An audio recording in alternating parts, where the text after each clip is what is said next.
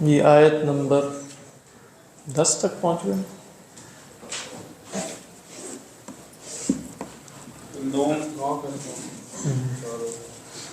اعوذ باللہ من الشیطان الرجیم بسم اللہ الرحمن الرحیم یقولون ائنا لمردودون فی الحافرہ اذا كنا عظاما نخرہ قالوا تلك إذا كرة خاسرة فإنما هي زجرة واحدة فإذا هم بالساهرة هل أتاك حديث موسى إذ ناداه ربه بالوادي المقدس طوى.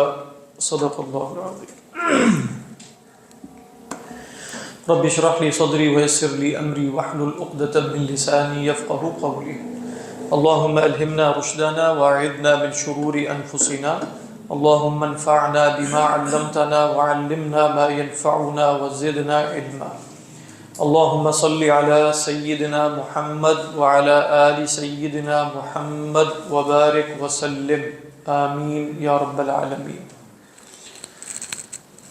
یقولون ائنا لمردودون فی الحافرہ.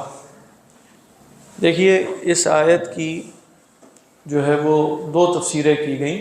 ایک یہ ہے کہ یقولون میں یہ جملہ مستأنفہ ہے، یعنی جملہ مستأنفہ ہونے کا مطلب یہ ہے کہ یہ قول ان کا قیامت کے دن نہیں ہوگا. یعنی جو پیچھے ذکر آ رہا ہے نا کہ قلوب یومئذ واجفہ ابصارها خاشعہ، بظاہر ایسا محسوس ہو رہا ہے کہ اسی موقع پر وہ یہ بھی کہیں گے کہ ائنا لمردودون فی الحافرہ. اگرچہ اس کی گنجائش ہے، وہ بھی ابھی ہم دیکھ لیں گے، لیکن زیادہ قوی رائے جو علماء نے اختیار کی ہے اکثر نے وہ یہ ہے کہ اس قول کا تعلق آخرت سے نہیں ہے، بلکہ یہ قول ان کا دنیا میں ہے. یعنی دنیا میں وہ اس طرح کہتے ہیں یقولون ائنا لمردودون فی الحافرہ اذا كنا عظاما نخرہ قالوا تلک اذا کرۃ خاسرہ. اور ایک رائے یہ بھی ہے کہ بھئی قلوب یومئذ واجفہ ابصارها، قلوب سے مراد کون ہے؟ قلوب سے مراد کیا دل ہیں یا اصحاب قلوب ہیں؟ یقیناً اصحاب قلوب ہی ہیں، جو آگے آ بھی گیا ابصارها، اگرچہ ضمیر قلوب کی طرف جا رہی ہے لیکن مراد اصحاب قلوب ہیں. تو یہ اصحاب قلوب قیامت کے دن یہ کہتے ہوں گے. تو اب یہ جملہ حالیہ ہو جائے گا، یعنی کیا ہوگا جب وہ قیامت کے دن اٹھیں گے قلوب یومئذ واجفہ، دل دھڑک رہے ہوں گے، گھبرائے ہوئے ہوں گے. وجیف ہم کل دیکھ چکے ہیں یا پہلے کہ اس سے مراد سرعت نبض ہے. تو یقولون ائنا لمردودون، ساتھ یہ کہتے ہوئے کہ کیا واقعی ہمیں لوٹا دیا گیا، یعنی وہ ہو گیا جو انبیاء علیہ السلام کہا کرتے تھے وہ واقعی ہو گیا. یہ بھی ممکن ہے کہ وہ اس وقت اٹھ کے کہیں انہیں یقین نہ آ رہا ہو کہ بھئی یہ انبیاء کی دی ہوئی خبر ہی ہے جو اس وقت ظاہر ہوئی ہے، کہ کچھ اور خواب ہے، کوئی افسانہ سا ہے، کوئی نیند میں ہم کچھ دیکھ رہے ہیں، خیال ہے، تصور ہے. تو بہرحال ہم ابھی پہلی جو تفسیر ہے اسی کے اعتبار سے ترجمہ کریں گے. تو فرمایا یقولون، وہ کہتے ہیں، یعنی دنیا میں کہتے ہیں یہ اصحاب قلوب، ائنا لمردودون، کیا ہمیں لوٹا دیا جائے گا، کیا ہم بے شک پلٹا دیے جائیں گے. مردود ہے نا، رد یردو سے اس میں مفعول. کہاں لوٹا دیے جائیں گے؟ فی الحافرہ ای فی الطریق الاولی، پہلے رستے کی طرف. یہ جو حافرہ ہے نا، عربوں کے ہاں اسلوب جو استعمال ہوتا ہے وہ یہ ہے، ابھی عرض کرتا ہوں کہ رجع فی حافرتہ، رجع فی حافرتہ، اس کا مطلب یہ ہے جس رستے سے آیا تھا اسی رستے پر پلٹ گیا ہے. بات واضح؟ کیوں کہا جاتا ہے؟ کہتے ہیں کہ جس رستے پر انسان چلے گا تو وہاں اپنے قدموں کے کچھ نشان چھوڑے گا نا. ماشاءاللہ عثمان صاحب کی شکل نظر آئی. وعلیکم السلام ورحمۃ اللہ. نہیں آپ بتائیے. الحمد للہ خیریت سے. سنا ہے کہ آپ بیمار ہیں؟ جی سر بیمار ہیں. بس تھوڑا سا وہ حقیقی اور شعوری ایمان کی کمی کا شکار کرتا ہوں تھوڑا سا. اچھا، آپ کا حقیقی اور شعوری ایمان نزلے سے تعلق رکھتا ہے؟ کس سر بس وہ کچھ یعنی بس کمزوری سستی تھی. ہاں نہیں، ابھی کچھ نزلہ زکام بھی ہے آپ کو؟ ہاں بخار تو ہے لیکن وہ اتنا نہیں تھا کہ میں نہ آتا، یعنی ایسا تو اس میں وہ میرا اپنا کوئی ذاتی نہیں سمجھ میں. اچھا ذاتی نزلہ، کوئی کاروبار کے مسائل تھے؟ ہاں روزی روٹی کی چکر. روزی روٹی، ٹھیک. روزی روٹی جو ہے نا وہ کمزوری ایمان کی دلیل نہیں ہے انشاءاللہ. صحیح. یہ اصحاب حرف میں سے، جو بھی ہم پڑھ رہے ہیں صوفی تصوف میں جو اصحاب حرف ہیں، جو اپنے نسبت جو ہے وہ اسباب کی طرف کرتے ہیں، عثمان صاحب ان میں سے واقع ہوئے۔ نہیں، یہ خود نہیں چاہتے کہ ان کے ساتھ ادب اور احترام سے پیش آیا جائے۔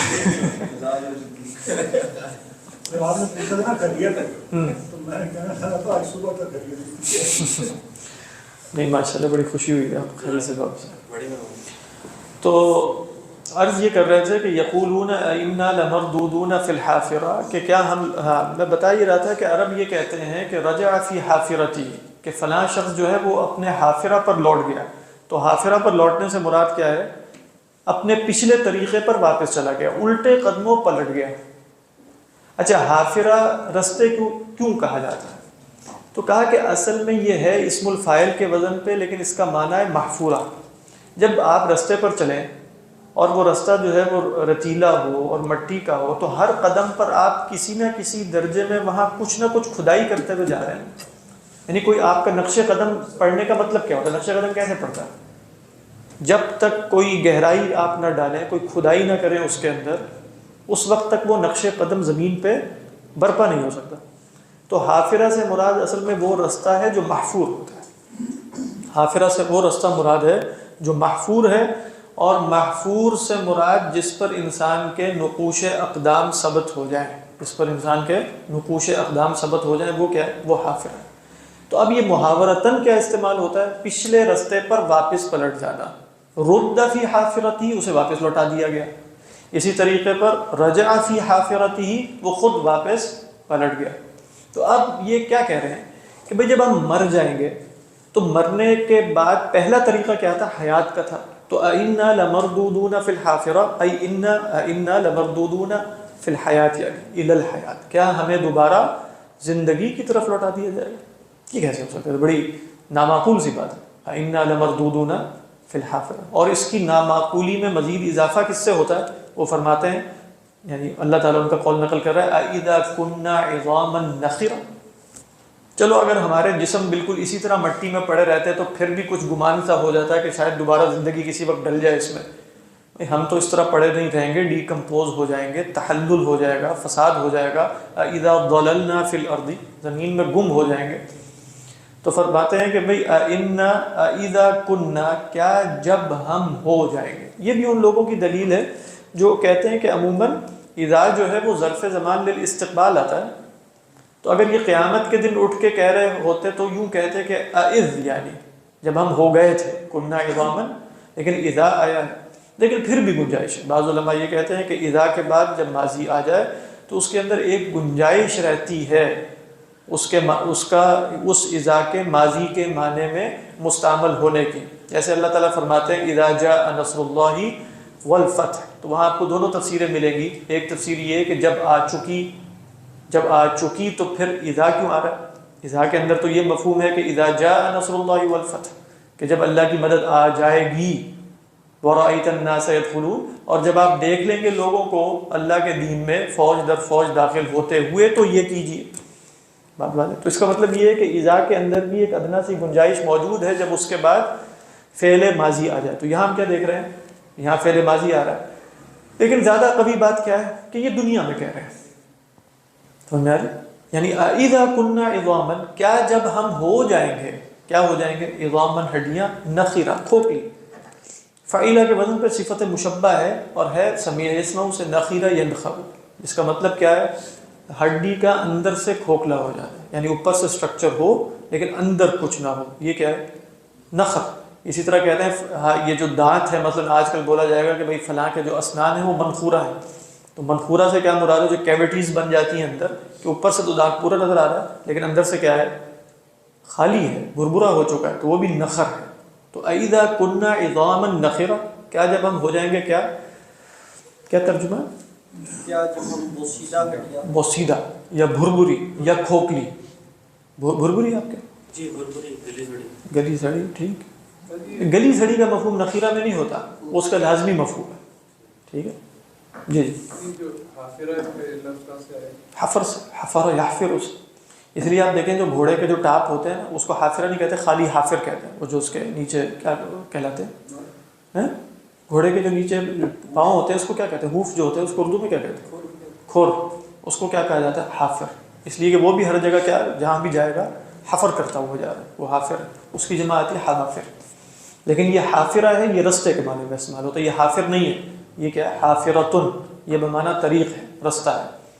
سر اس میں جہاں پہ وہ آتا ہے کہ وہ اثر رسول ہے جیسا آمدی وہ بات، ہاں تو وہ بھی اصل میں نا جاتا ہے۔ دیکھیں، ایک ہے کہ آپ دیکھیں کسی بھی نقش قدم کو، یعنی جو نقش قدم ہے اس اعتبار سے کہ وہ زمین میں سوراخ ہے تو اس کو آپ حافرہ کہیں گے، لیکن اگر آپ اس اعتبار سے دیکھیں کہ وہ ایک علامت اور نقش ہے تو اس کو کیا کہیں گے، اثر، تو وہاں سامری نے کیا کہا تھا، فَقَبَضْتُ قَبْضَةً مِّنْ أَثَرِ الرَّسُولِ، تو وہ ایک ہی شے کو دیکھنے کے مختلف زاویے ہیں نا، تو ان زاویوں کے اعتبار سے دیکھیں تو اسما بدل جاتے ہیں، وہ چیز ایک ہی رہتی ہے۔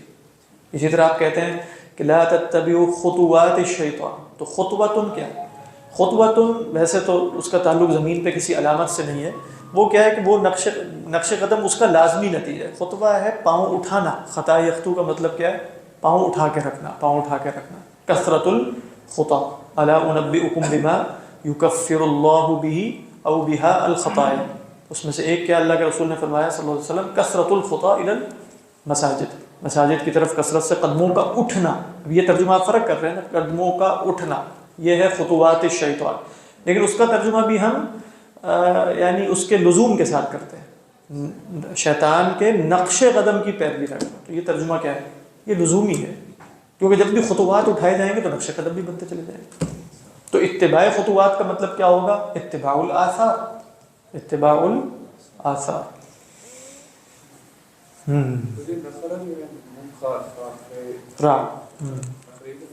اس کا مطلب ہے نخیر العظم کا مطلب ہوتا ہے ہڈی کا اندر سے کھوکھلا ہو جانا، یعنی جس کو آپ کہہ سکتے ہیں کہ وہ بھربری ہو گئی، جیسے تو آپ یہاں ہو سکتا ہے ہڈی اندر سے کھوکھلی ہوتی ہے لیکن گودا ہوتا ہے نا اس کے اندر، کہ نہیں ہوتا؟ سر یہ اردو والا مردود اور یہ مردودون ہے، یہ دونوں ان کا مادہ فرق ہے؟ ایک ہی ہے، یعنی مردود اصل میں عربی میں بھی اس معنی میں استعمال ہوتا ہے، مردود کا مطلب ہے جس کو جیسے کسی مجلس میں آیا تو وہاں سے نکال دیا جائے، وہ کون ہے، مردود، مردود کا مطلب ہے اسے وہاں سے رد کر دیا گیا، نکال دیا گیا، تو یہ معنی اس معنی میں بھی استعمال ہوتا ہے، فلان مردود من المجلس، مردود ای اخرج من المجلس، نکال دیا گیا اسے وہاں سے، تو وہ شیطان مردود جب ہم کہتے ہیں یا فلان مردود، تو اسے چونکہ آسمانوں سے بے دخل کیا گیا ہے، اللہ اعلم۔ اذا كنا عظاما نخرة قالوا تلك اذا كرة خاسرة، کہتے ہیں یہ تو اذن کا کیا مطلب ہے، ای اذا رددنا الى حافرتنا بعد اذ كنا عظاما نخرة، تو ایسی صورت میں یہ لوٹنا تو خسارے کا ہے۔ کر کس کو کہتے ہیں، کر کا مطلب ہوتا ہے واپس پلٹنا، اسی لیے کہا جاتا ہے عربی زبان میں اور اردو میں بھی ہم کر و فر بولتے ہیں، تو کر و فر کا کیا مطلب ہے، آنیہ جانیہ، کر و فر کا لغوی مطلب جو ہم اردو میں بولتے ہیں، بھئی فلاں کے بڑے کر و فر ہیں، شان و شوکت ہے، کبھی ادھر جا رہا ہے کبھی ادھر آ رہا ہے، تو یہ آنیہ جانیہ کسی نے لگائی ہوئی ہوں تو یہ کر و فر ہے، لیکن یہ لفظ اصلاً میدان جنگ کے لیے ہے اپنے حقیقی معنی میں، کہ فر یہ ہے کہ بھئی فرار اختیار کیا جائے، اور فرار اختیار کرنے کے بعد واپس ہجوم کے لیے پلٹا جائے تو اسے کیا کہتے ہیں، کر، تو کر و فر، تو کررتن کیا ہے، یہ تو بہت ہی خسارے کا پلٹنا ہوگا، ایسا پلٹنا نصیب نہ ہو۔ اب اس کو کر کیوں کہا، رد کیوں نہیں کہا، اس لیے کہ کر عموماً محبوب ہوتا ہے، یعنی فرار محبوب ہے یا کر محبوب ہے، کر محبوب، تو کہا یہ جا رہا ہے کہ بھئی ویسے زندگی کی طرف پلٹنا تو ایک محبوب بات ہے، یہ تو ممکن نہیں ہے کہ کوئی شخص کہے کہ بھئی تمہیں دوبارہ زندگی کی طرف لوٹایا جائے گا، تو بڑی، لیکن ایسی صورت میں اگر ہم واقعی پلٹ گئے اور رسولوں کی بات برحق نکلی، اور یہ ممکن نہیں ہے ہمارے خیال میں کہ رسول سچ کہہ رہے ہوں، لیکن اگر سچ نکلا تو یہ محبوب شے کی طرف دوبارہ لوٹنا نہایت خسارے کا ہوگا، اگرچہ جس شے کی طرف لوٹا جا رہا ہے وہ فی نفسی تو محبوب ہے، وہ کیا ہے، وہ تو حیات ہے، حیات کس کو محبوب نہیں ہے، لیکن تل کا اذن کرتن، رجعتن نہیں کہا، رد نہیں کہا، بلکہ کیا کہا، کرتن خاسر، تو کرہ کے اندر مفہوم جیسے اس شے کے فی نفسی ہی محبوب ہونے کا بھی ہے، اللہ اعلم۔ کیا ترجمہ ہے تھانوی؟ اس صورت میں یہ واپسی بڑی خسارے کی، انہوں نے تمسخر میں آگے ٹیکس میں لکھا کہ جیسے تمسخر ہے کہ کوئی بندہ آپ کو ڈرائے کہ اس رستے پہ نہ جانا ادھر شیر ہے، تو وہ کہے کہ تمسخر کے لیے کوئی نہ جانا ادھر بہت شیر ہے، پتہ ہے کہ کچھ نہیں ہے لیکن ہاں کچھ نہیں، مطلب یہ اسی قول پر ہے حضرت تھانوی کا یہ قول بھی کہ یہ دنیا میں کہہ رہے ہیں، یعنی یہ دنیا میں سارا کچھ کہہ رہے ہیں تمسخر کے لیے اور انکار کے لیے. اس کا مطلب یہ نہیں کہ واقعی پلٹنے کا کوئی امکان ہے، بلکہ وہ کہہ رہے ہیں کوئی امکان نہیں ہے. لہذا اگر بالفرض جس کا کوئی امکان نہیں ہم لوٹے تو بڑا خسارے کا لوٹنا ہوگا، لیکن ہم تو خسارے کا لوٹنا ہوگا ہی نہیں ہمارا، کیونکہ ہمیں تو معلوم ہی ہے کہ ایسا ہو ہی نہیں سکتا. دوسری تفصیل اس کی یہ ہے کہ یہ قیامت کے دن قول ہے، اس کی بھی گنجائش ہے. یعنی وہ کیا کہیں گے؟ اٹھتے ہوئے قلوب یومئذ واجفۃ ابصارها خاشعۃ یقولون، یہ جملہ حالیہ ہو گیا. ائنا ابھی سمجھ نہیں آ رہا ہے. حواس باختگی کی سی ایک کیفیت ہے کہ بھئی کیا واقعی واقعتاً پلٹا دیے گئے ہیں؟ کیا واقعی جب ہم ہو گئے تھے کھوکھلی ہڈیاں تو کیا ہمیں دوبارہ لوٹا دیا گیا؟ تو یہ لوٹانا ایسی صورت میں تو بڑا خسارے کا ہے اگر یہ واقعہ وہی لوٹنا ہے جس کا ذکر انبیاء علیہم السلام کی زبانی ہم سنا کرتے تھے. یہ تفسیر کی کسی ترجمہ نہیں سر، مستقبل میں کیا ہوا ہے، مستقبل میں کیا دکھاؤ. یہ کہ ہو جائیں گے ہم اسی طرح. ہاں وہ ٹھیک. فَإِنَّمَا هِيَ زَجْرَةٌ وَاحِدَةٌ، تو بس ایک ہی ڈانٹ ہوگی. فَإِنَّمَا هِيَ زَجْرَةٌ وَاحِدَةٌ فَإِذَا هُمْ بِالسَّاهِرَةِ. جن لوگوں نے کہا کہ پہلے جو دو نفخے ہیں تتبعها الرادفہ، وہ نفخہ ثانیہ ہے، تو کہتے ہیں کہ یہ نفخہ ثانیہ ہی کی وضاحت ہے. دوبارہ قالوا تلك انما هي زجرۃ واحدہ. کچھ علماء نے کہا کہ تتبعها الرادفہ جو ہے وہ نفخہ ثانیہ نہیں ہے، بلکہ کیا ہے؟ یوم ترجف الراجفہ تتبعها الرادفہ. کہتے ہیں راجفہ سے مراد، جیسے امام غزالی رازی علیہ الرحمہ نے اشارہ کیا کہ بھئی دنیا میں جو چیزیں ہیں نا، جیسے پہاڑ اڑ رہے ہیں، یہ سب کچھ ہو رہا ہے، یہ ہے راجفہ. اور رادفہ سے مراد ہے جو نظام شمسی اور یہ سب کچھ ہے، ان کا بھی تباہ و برباد ہو جانا. تو سورج نیچے آتا ہوا نظر آ رہا ہے، خسفت الشمس والقمر کی صورت نظر آ رہی ہے. یہ کیا ہے؟ یعنی اجرام سفلیہ پر جو قیامت برپا ہو رہی ہے وہ راجفہ ہے، اور اجرام علویہ پر جو قیامت برپا ہو رہی ہے وہ کیا ہے؟ وہ رادفہ ہے. اور یہ دونوں ہی نفخہ اولا ہے اصلا. تو اب نفخہ ثانیہ کا بیان کدھر ہوگا؟ فَإِنَّمَا هِيَ زَجْرَةٌ وَاحِدَةٌ فَإِذَا هُمْ بِالسَّاهِرَةِ. اور اگر ہم یہ کہیں کہ نہیں، تتبعها الرادفہ جو ہے وہ نفخہ ثانیہ ہے، تو اب یہ نفخہ ثانیہ ہی کی تاکید ہوگی. واللہ اعلم. فَإِذَا هُمْ بِالسَّاهِرَةِ. ساحرہ کے بارے میں کہا کہ یہ چٹیل میدان کو کہتے ہیں. اس کو ساحرہ کہنے کی وجہ کیوں ہے؟ کہتے ہیں کہ بھئی ایک معنی ہے جب کہا جاتا ہے نا عین سارحہ، ساحرہ، عین سے مراد چشمہ ہے، تو اس کا مطلب ہوتا ہے بہتا چشمہ. عین ساحرہ یعنی سحیرہ یسحرو کا ایک مطلب ہے جرا یجری، جرا یجری بہنا. تو کہا کہ ایسا چٹیل میدان جس میں چشمے بہتے نظر آئیں، سرابن نہ کہ حقیقتاً، اس کو کیا کہا جاتا ہے؟ ساحرہ. یہ ایک اس کا اشتقاق ہے کہ سحیرہ یسحرو بمانا جرا یجری ہے. تو جہاں نہایت افق وسیع ہو، چٹیل میدان ہو، ریت ہی ریت ہو، اور دور سے پانی بہتا ہوا سا نظر آئے. ہوا جب چل رہی ہوتی ہے تو سراب میں پانی بہتا ہوا نظر بھی آتا ہے، تو وہ کیا ہے؟ ساحرہ. یہ ایک رائے. امام بیضاوی علیہ الرحمہ نے ایک دوسری رائے بھی نقل کی ہے کہ ساحرہ سے مراد ہے ایسی خوفناک جگہ کہ جس میں آنکھ جو ہے وہ خوف کی وجہ سے سو نہ سکے. کیونکہ سحیرہ یسحرو کا مطلب کیا ہے؟ رات جاگ کے گزارنا. اس کے معنی میں سے ایک معنی یہ ہے سحیرہ یسحرو. تو سحر کس کو کہتے ہیں؟ سحر ہے کے ساتھ رات جاگنے کو، رات جاگنا یہ سحر ہے. اچھا عربی زبان میں سحیرہ یسحرو جو ہے وہ مطلب اس رات جاگنے کے لیے ہے جس کا سبب خارج از انسان. بات واضح.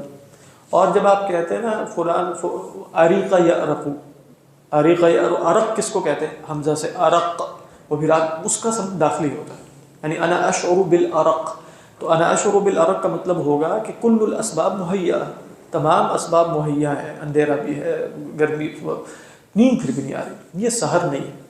لیکن اگر آپ مثال کے طور پہ مووی دیکھ کر والعیاذ باللہ رات گزار رہے ہیں تو اس کا کیا؟ فلان یسہر علی الافلام، یسہر علی الروایات، یسہر علی فلان، لأن الاسباب لیست من داخل الانسان بل من خارج ہے، باہر سے ہے نا. تو اب یہاں بھی باہر سے اسباب کیا، ایسی جگہ پر سبب کیا ہوتا ہے، کبھی کہیں سے اس کی آواز آ رہی ہے بھیڑیے کی، کہیں سے جنگلی جانوروں کی، ایسی جگہ پر خوف کی وجہ سے انسان سو نہیں پاتا، اور خوف کا جو مصدر ہے وہ داخلی نہیں ہوتا، خارجی ہے. تو فَإِذَا هُمْ بِالسَّاهِرَةِ، مطلب میں صرف اس کی اشتقاق بتا رہا ہوں، اگر مراد یہاں کیا ہے، ایک چٹیل مثال. فَإِذَا هُمْ بِالسَّاهِرَةِ، نہیں حمزہ عرق جو ہے نا، وہ تو عرق ہوتا ہے نا، وہ تو پسینے کو کہتے ہیں. ہاں یہ حمزہ ہے، حمزہ راقاف عرق ہے عرق، ایسا مطلب ہے نیند کا نہ آنا. ہاں وہی، یعنی جیسے ہم کہتے ہیں نا وہ نیند نہیں آ رہی، تو نیند کا نہ آنا عرق ہے، عرق ہے، وہ سحر نہیں ہے. سحر تو یہ ہے کہ میں رات کتاب پڑھتے ہوئے گزاروں، یہ سحر ہے.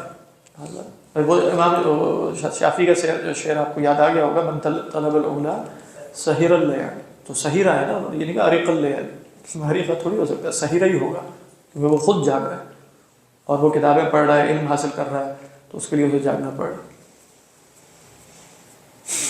کیا ترجمہ؟ جس سے سب لوگ فوراً ہی میدان میں موجود ہوں. ہاں یعنی میدان ہی ترجمہ ہے. ترجمہ میں یہ ساری باتیں نہیں آ سکتی کہ آپ کہیں وہ جگہ اور فلاں جگہ، یہ تو تفسیر میں بیان کی جا سکتی. آپ کے یہاں کا ترجمہ کھلے میدان میں ہوں. اچھا ٹھیک. هل اتاک حدیث موسیٰ، اب آپ دیکھیے کہ کلام حضرت موسیٰ علیہ السلام کی طرف پلٹ رہا ہے، اچانک پلٹ رہا ہے یا لوٹ رہا ہے، نہیں لوٹ تو نہیں رہا، لوٹنا تو ہو کہ پہلے بھی کلام ہو.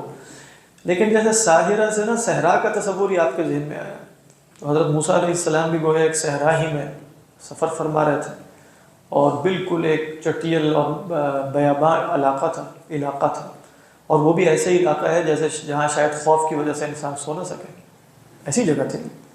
اور نہ کوئی آگ ہے بلکہ شدید سردی ہے، ان کے ساتھ ان کی زوجہ محترمہ بھی ہیں، اور وہ کہہ رہے ہیں کہ دیکھو میں بھی لے کر آتا ہوں کوئی شے، تم ذرا تھوڑی دیر کے لیے یہاں انتظار کرو. تو ساحرہ کے فوری بعد حضرت موسیٰ علیہ السلام کا ذکر ہے، اور پھر گویا اذ ناداہ ربہ بالواد المقدس طویٰ، اسی ساحرہ میں تھے جب انہیں خدا کی طرف سے ایک پکار سی آئی. یہ نہیں میں کہہ رہا کہ اس کا کوئی تفسیر کا تعلق ہے، لیکن ساحرہ سے اچانک سیدنا موسیٰ علیہ السلام کی طرف کلام کا پلٹ جانا، جیسے ساحرہ کی ایک وضاحت بھی ہو گئی. هل اتاک حدیث موسیٰ، کیا تمہارے پاس موسیٰ کی خبر آئی؟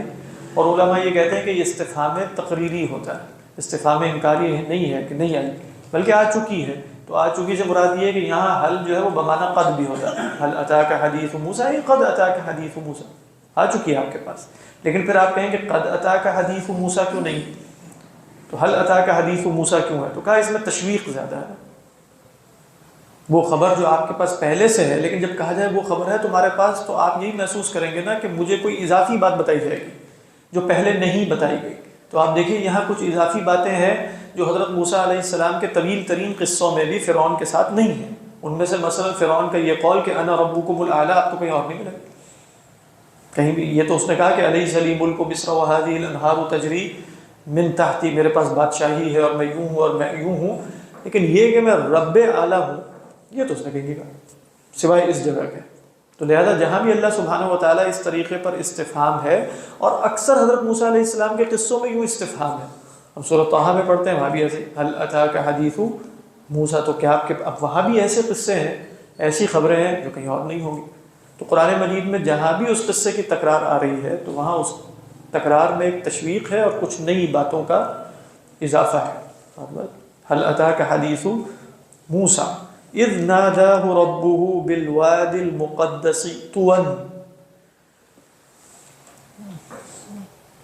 جو قراء ہے نا ان میں اختلاف ہے اس حوالے سے بھی کہ یہ جو طوا ہے اگرچہ یہ اسم وادی ہے اکثر کے ہاں، بعض نے کہا کہ اصل میں یہ طوا ہے، اور یہاں طوا سے مراد یہ ہے کہ الذی طوی مرتین. طوی مرتین کا کیا مطلب ہے؟ ای الذی بورک وقدس مرتین، ای انک بالواد المقدس الذی قدس طوا.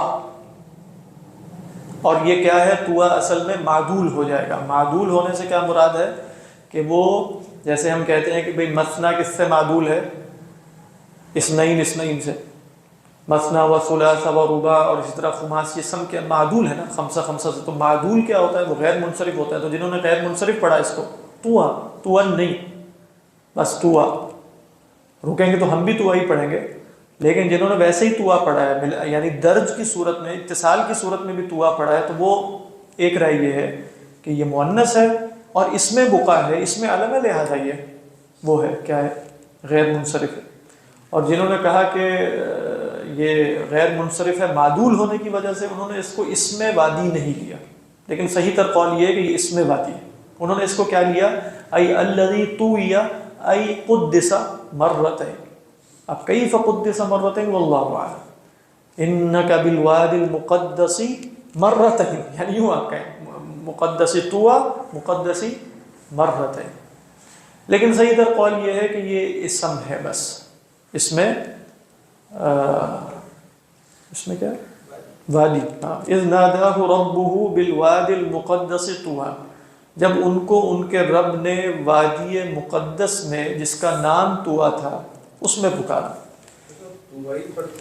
ہاں تو ہے وہ اس صورت میں جب جیسے آپ اس کو غیر منصرف پڑھیں گے نا تو امالے کے ساتھ بھی پڑھا جاتا ہے، امالے کے ساتھ بھی پڑھتا ہے۔ اذهب الى فرعون انه طغى، یہ ہم پہلے بھی دیکھ چکے ہیں۔ فقل انه چونکہ علت ہے اس کی، فقل هل لك الى ان تزكى، یہاں علماء نے کہا کہ جو سورۃ طٰہٰ میں ہم نے پڑھا تھا کہ فقولا له قولا لینا لعله يتذكر او يخشى، تو حضرت عبداللہ ابن عباس سے مروی تھا کہ قول لین سے مراد یہ قول ہے، یعنی وہ قول لین جو فرمایا حضرت موسیٰ نے وہ کیا تھا هل لك الى، اور کہا کہ یہ اسلوب ہمیشہ جیسے تحبب کے لیے آتا ہے، تحبب سے مراد یہ ہے کہ کسی کو کوئی شے محبوب کروانی ہو نا، جیسے آپ بچے سے کہیں هل لك الى ان تتأدب، هل لك الى ان تتعلم، اس کا مطلب یہ ہوتا ہے هل لك میل، کیا تمہارے اندر کوئی خواہش، کوئی میلان، کوئی ارادہ ہے کہ تم تعلیم حاصل کر لو۔ اور اس میں جیسے اردو میں صحیح بیان نہیں ہو رہا، تحبب کا مفہوم بھی لانا ہے، یعنی آپ ایسے الفاظ میں بیان کریں گے جس میں جیسے علم اس کے لیے محبوب بھی ہو جائے، وہ کیسے ہوگا پھر ترجمے میں؟ یعنی آپ یوں کہیں هل لك الى ان تتعلم، کیف یکون التعلم محبوبا الى الطفل بهذا الاسلوب، یہ نہیں پتا کیا ترجمہ۔ سو اس سے کہو حل لکا، کیا تجھ کو اس بات کی خواہش ہے کہ تو درست ہو جائے، یعنی آپ دیکھ رہے ہیں کہ شاید اس کے اندر جو علماء نے مفہوم بیان کیا نا تحبب کا، وہ اردو عبارتوں سے پوری طرح بیان نہیں ہوتا۔ یعنی تحبب کا مطلب کیا ہوتا ہے کہ جس میں جیسے محبت اور اس شے کے محبوب ہونے کا بیان ہوتا ہے جس کی طرف دعوت دی جا رہی ہوتی ہے۔ هل لك الى ان تزكى، تو هل لك میل، یا تو تمہارا کوئی ارادہ ہے پاک صاف ہونے کا، هل لك الى ان تزكى ہے رغبت، وہی ہے نا، وہ میں نے بتایا هل لك میل ہے، هل لك رغبت، هل لك حب، هل لك ارادت، کچھ بھی آپ محذوف مان لیں، یعنی الى جس کا متعلق ہے وہ محذوف ہے، هل لك الى رغبت الى میل الى او غیر ذلك، ٹھیک ہے۔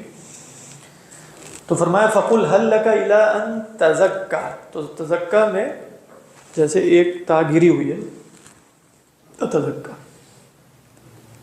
کیوں گرتی ہے، مطلب اہل صرف آپ کو بتائیں گے بھئی باب تفاعل کی دو تائیں جمع ہو جائیں تو ایک تا گرانے کی آپ کو اجازت ہوتی ہے۔ اہل بلاغت یہ کہتے ہیں کہ دو تائیں بولنے میں مشقت زیادہ ہے اور مطلب مفہوم میں گاڑا پن زیادہ ہے کہ ایک تا میں، یا آپ کہتے ہیں تزکا، مشکل سا لگ رہا ہے کہ تزکیہ اتنی آسانی سے نہیں ہو سکتا۔ اب آپ کہیں گے کہ بھئی جب تزکیہ، اب یہ ذرا غور سے سنیے گا، مطلب یہ قرآن مجید کی بلاغت کے کچھ مفاہیم ہیں جو علماء بیان کرتے ہیں۔ بھئی جب تزکیے کو محبوب بنانا ہے تو اس کو مشکل بنا کے پیش کیا جائے گا یا آسان بنا کے؟ ہاں، جب اس کو آسان بنا کے پیش کرنا ہے تو اب اگر تتزکا بولا جائے گا یعنی لفظ میں بھی، تو وہ تزکیہ مشکل لگ رہا ہے کہ اتنی آسانی سے نہیں ہو سکے گا۔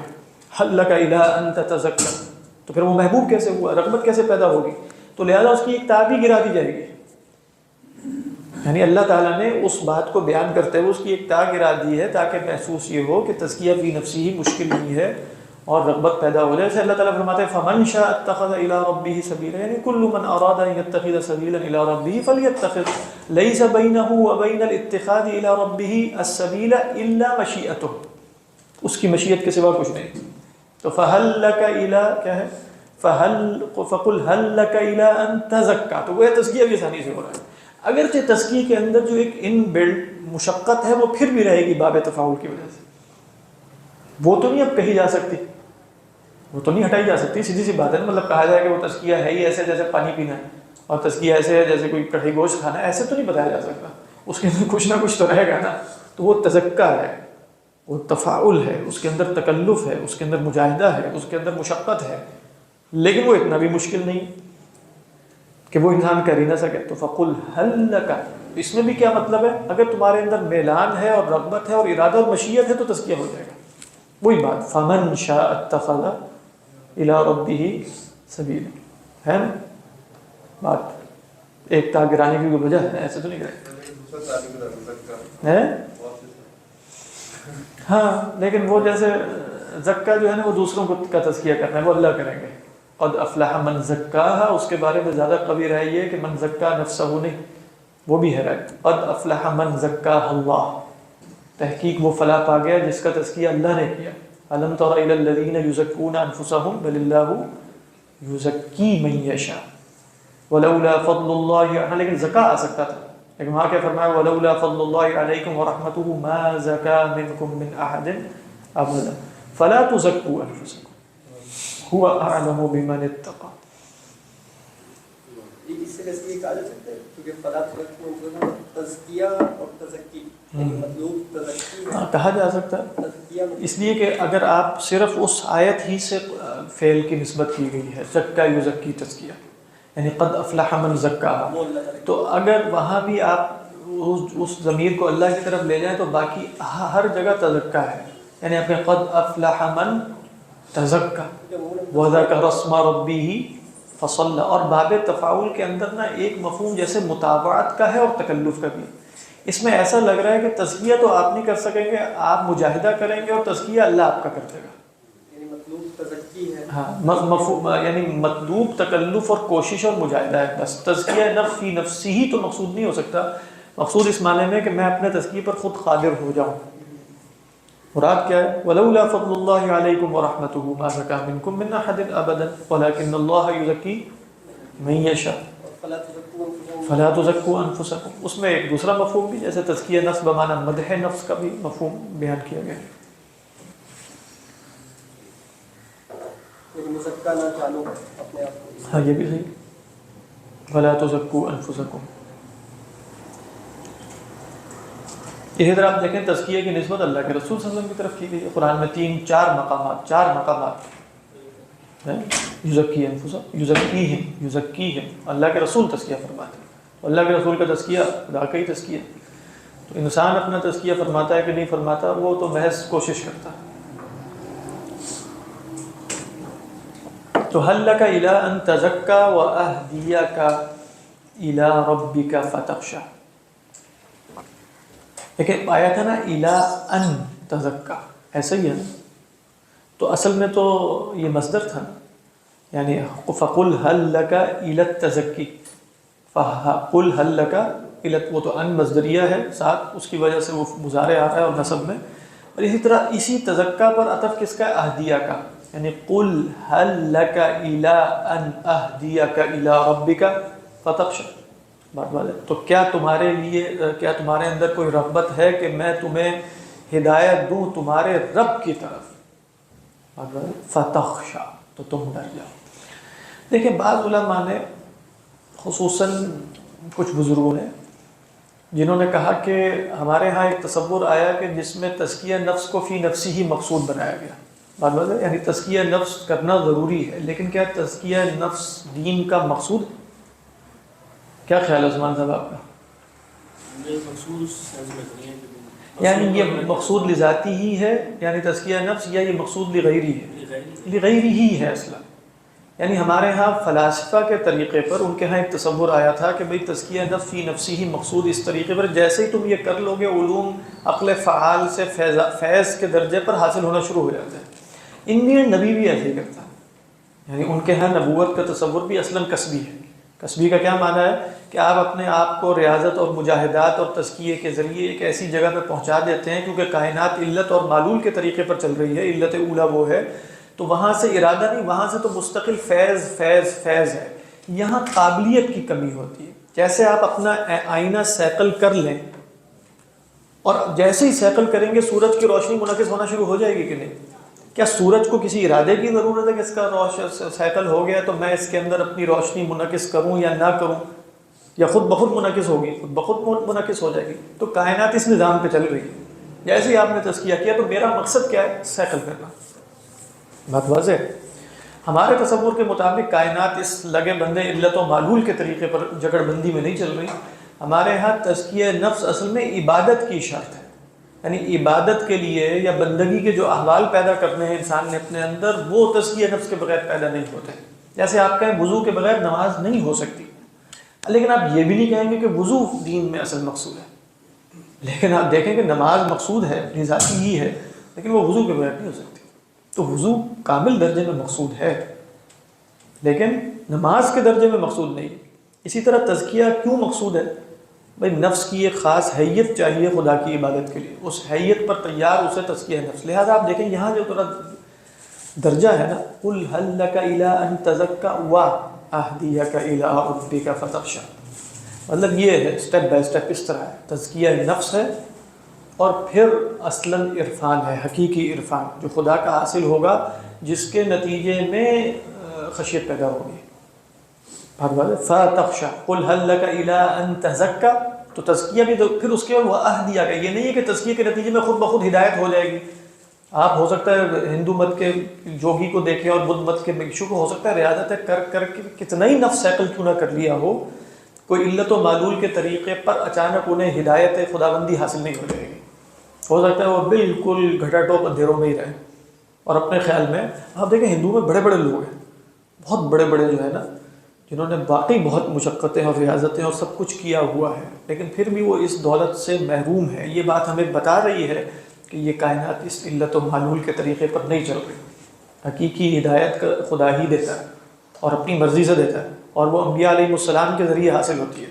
تو نبی بتا رہے ہیں میں تمہاری رہنمائی کروں گا، تم کہاں سے کرو گے؟ تم کہو کہ تزکیہ نفس ہو گیا تو بس رہنمائی ہوگی. یہ مفہوم اس آیت کا نہیں ہے، لیکن صرف غور کیجیے. وہ یعنی فَقُلْ هَلْ لَكَ إِلَىٰ أَن تَزَكَّىٰ، اس کے بعد کون ہدایت کرے گا تمہاری؟ نبی خدا کی طرف. وَأَهْدِيَكَ إِلَىٰ رَبِّكَ، اس کے بعد کیا ہوگا؟ وہ احوال عبودیت پیدا ہو جائیں گے. گویا احوال عبودیت کیا ہے؟ خشیت، خوف، رہبت اور محبت. لیکن اس کے لیے گویا تزکیہ نفس ایک پری ریکویزٹ کے طور پہ موجود رہے گا. قُلْ هَلْ لَكَ إِلَىٰ أَن تَزَكَّىٰ وَأَهْدِيَكَ إِلَىٰ رَبِّكَ فَتَخْشَىٰ. اور اس سے یہ بات گویا معلوم ہو رہی ہے کہ علم خدا بندی کے نتیجے میں خشیت ہے. انما یخشی اللہ من عبادہ العلماء. یہاں بھی وہی بات آئی ہے بالکل. اہدیک الی ربک، یعنی ستعرف ربک، فماذا سيحصل عقب معرفتك بربك؟ الخشیہ، خشیت حاصل ہو جائے. بات سمجھ میں آ گئی کہ نہیں؟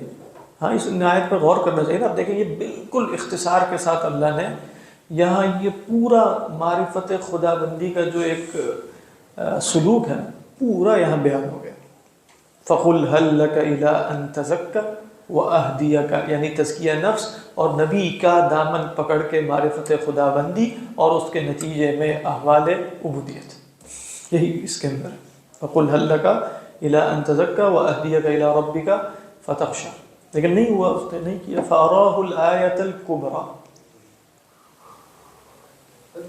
تزکیہ جو کس عبادت کے ذریعے ہوتا ہے، پہلے تو نہیں ہوگا، ساتھ ساتھ.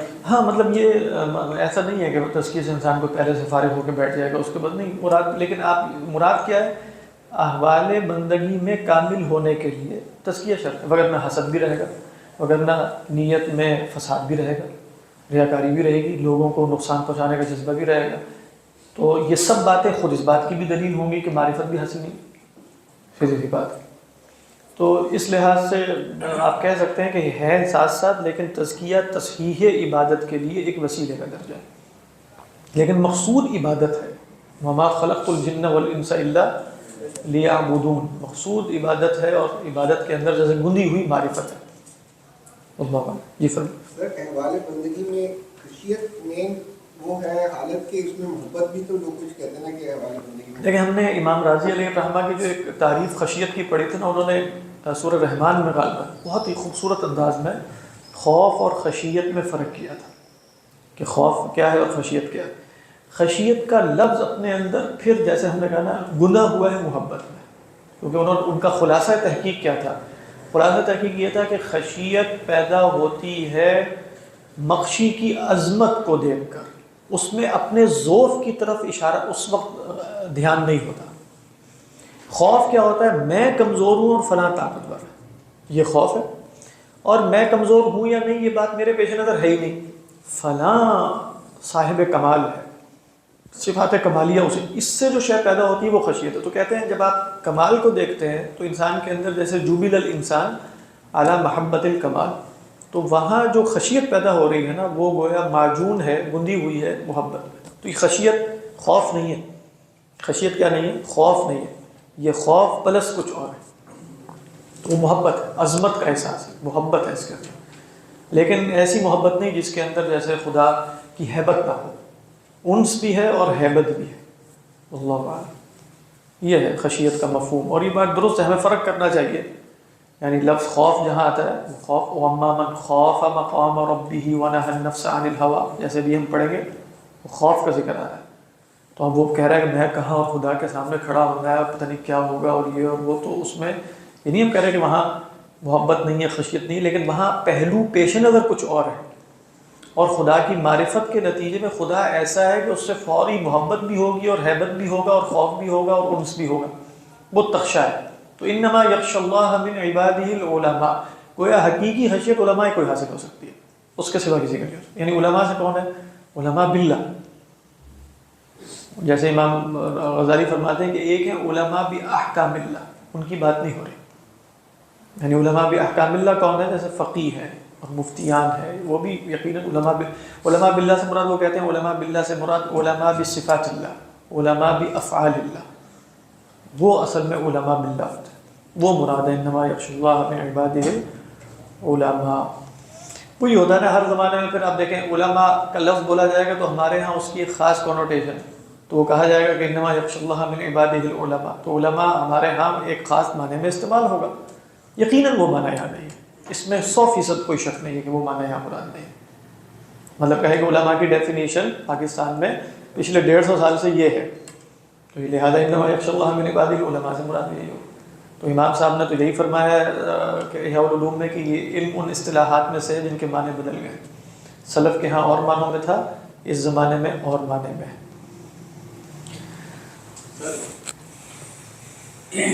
یہ جو 8 نمبر آیت ہے، 18 نمبر جو ہے، جی فَقُلْ هَلْ لَكَ إِلَىٰ أَن تذکر، اور اسے کہو کہ کیا تو چاہتا ہے کہ پاک ہو جائے، یہ مکالمہ ہے حضرت موسیٰ کا فرعون سے، اللہ کا اور حضرت موسیٰ۔ ہاں بالکل، یعنی فقل اللہ کہہ رہے ہیں، ہاں لیکن یہ قول انہوں نے کہا جا اور پھر حضرت موسیٰ نے فرعون کو کہا کہ یہ جو آیت نمبر 29 وَأَهْدِيكَ إِلَىٰ رَبِّكَ فَتَخْشَىٰ، یعنی یہ سب وہی ہے نا، یعنی اللہ تعالیٰ کہہ رہے ہیں فقل، ان سے تم نے کیا کہنا ہے فرعون سے، هَلْ لَكَ إِلَىٰ أَن تَزَكَّىٰ وَأَهْدِيَكَ إِلَىٰ رَبِّكَ، یہ دونوں ایک ہی جملے ہیں، یعنی اس سے جا کے یہ کہو کہ کیا تزکیہ چاہتے ہو اور کیا ہدایت خداوندی چاہتے ہو کہ تمہیں خشیت پر، دونوں ایک ہی بات۔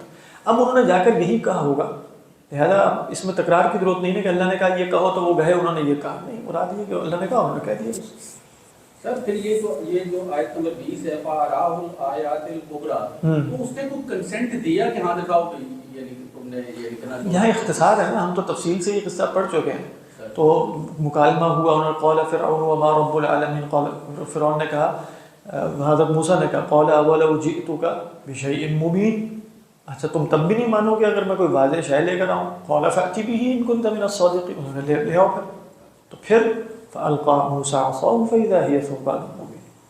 تو وہ تو پورا قصہ چونکہ ہمیں قرآن مجید میں معلوم ہے نا، تو اب ہم کہیں گے فأراه الآیۃ الکبریٰ، تو اس کا مطلب یہی ہوگا کہ وہی شاید وہ فرعون نے ماننے سے انکار کر دیا، حضرت موسیٰ نے نشانیاں دکھائیں، اس نے پھر بھی تکذیب اور نافرمانی کی اور یہ اپنا نعرہ بلند کیا، فأراه الآیۃ الکبریٰ فکذب وعصى ثم ادبر یسعى، پورا پتہ چل گیا۔ ثم ادبر یسعى کا مطلب کیا ہے؟ پھر ان میں طے ہو گیا کہ بھئی ایک مقابلے کا دن ہے، موعدکم یوم الزینۃ وان یحشر الناس ضحیٰ، تو اس کے بعد وہاں سے وہ پلٹا، ثم ادبر یسعى کا مطلب کیا ہوگا؟ اس نے جادوگر جمع کرنے کے لیے ہر کارے دوڑائے اور سب کچھ جمع کر کے لے آیا، فحشر فنادى، اور پھر سب کو جمع کیا. کب جمع کیا ہوگا؟ وہ ڈول والا دن جس میں مقابلہ ہونا تھا، اس میں سب کو جمع کر لیا. اور وہاں بھی اس نے اپنا نعرہ کیا بلند کیا؟ انا ربکم الاعلی.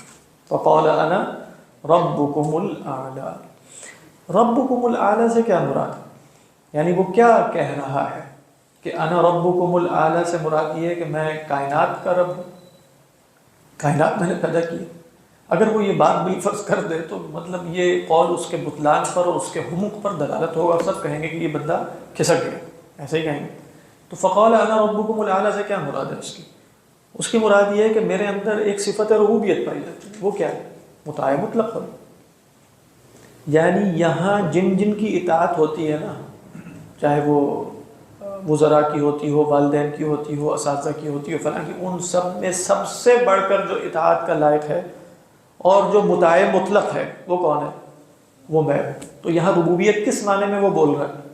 مطاع مطلق کے معنی میں. یہاں ربوبیت سے مراد یہ نہیں ہے کہ قل من رب السماوات السبع ورب العرش العظیم سیقولون للہ. بات واضح ہے کہ نہیں؟ لہذا یہ شرک بھی شرک فی الربوبیہ ہے نا، کہ فرعون بھی صرف شرک فی الالوہیہ کا ہی قائل تھا. نہیں، خود ہی سوچئے. یعنی فرعون کیا کہہ رہا ہے؟ انا ربکم الاعلی. تو کیا وہ یہ کہہ رہا ہے کہ یہ جو ربوبیت ہے یہ میں انجام دے رہا ہوں؟ یہ کہنا چاہ رہا ہے؟ یہ نہیں کہنا چاہ رہا. وہ کیا کہنا چاہ رہا ہے؟ رب وہ ہوتا ہے جو مطاع مطلق ہو. تو گویا جس نے اپنے آپ کو خدا کے مقابلے میں مطاع مطلق کہا تو اس نے خدا کی ایک صفت ربوبیت میں کیا کیا؟ شرک کیا. اس نے یہ کہا انا ربکم الاعلی. شرک فی الالوہیہ ہو ہی نہیں سکتا شرک فی ربوبیہ کے بغیر. ان دو چیزوں میں ایسی تقسیم کر دینا کہ ایک کامل موحد ہو فی الربوبیہ اور مشرک ہو فی الالوہیہ، یہ دو چیزیں ممکن نہیں ہیں جو ہماری 8ویں صدی میں یہ کی گئیں. اور پھر اس کی بنا پر پوری تاریخ میں 80% علماء کو یہ کہا گیا کہ ان کو توحید فی الالوہیہ کی خبر ہی کوئی نہیں. یہ شروع سے لے کر اب تک اس توحید کا بیان کرتے آ رہے ہیں جن میں مشرکین کو بھی ان سے کوئی اختلاف نہیں.